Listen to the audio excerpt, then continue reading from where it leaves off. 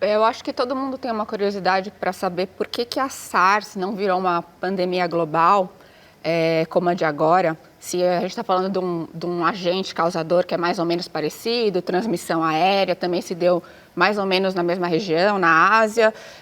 Se isso tem a ver com um fator mais biológico mesmo daquele vírus, ou sociais e políticos, ou simplesmente é uma questão de sorte que não tivemos a mesma nesse caso? Yes, an interesting question. I think the answer is that there are biological factors and political factors, and luck is always a part of it, but I don't think that was about luck. Some people say, SARS-1, the original SARS, it disappeared or it burned out, and it only killed 774 people. Well, from what I understand, by talking with the experts, including experts who worked on the SARS outbreak in 2003, it did not burn out. It did not disappear. It was stopped. It was stopped by strong, fast, wise, scientific response and public health measures. It was different biologically because it did not, that virus did not have the capacity to disperse, to spread from asymptomatic people. That was a crucial difference. People, as far as we know, were not shedding virus, spreading virus at a time when they felt perfectly fine, when they were asymptomatic. They were walking around, going to work, riding the subway. It did not do that. SARS-2 does that. That's a crucial difference, and it's a biological difference, an evolutionary difference between these two viruses. So we were lucky in the sense that SARS-1 did not have that capacity.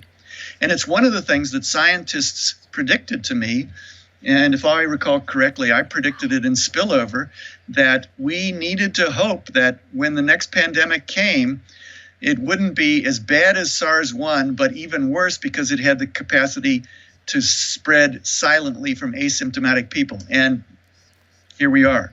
This virus does that. One other thing I'd say about that, and you could call this luck or politics, SARS-1 spread from the Hong Kong airport. It came out of southern China and got into Hong Kong, got into one particular hotel, infected a number of people in that hotel, and then people left the hotel and went home from their Hong Kong vacations, went home to Toronto, went home to Beijing, went home to Hanoi, went home to Singapore, taking the virus with them. Then it caused outbreaks in those places, but the outbreaks were stopped. They were contained. Why? Well, I mentioned good public health response, quick science, but each of those places had strong government and strong health services sectors, strong hospital systems and public health measures. Toronto, Beijing, Hanoi, Singapore. Now, I'm not saying that strong government is the answer to this, because strong government always needs to be balanced against democracy. But it was one of the things that happened with SARS-1 that meant that it could be controlled, and it might have been worse.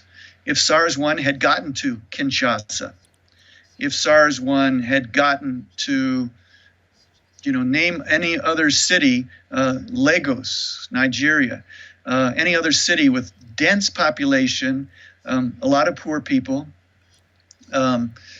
political unrest, and underserved sectors who weren't getting enough health care protection, SARS-1 might have been much worse. Certo.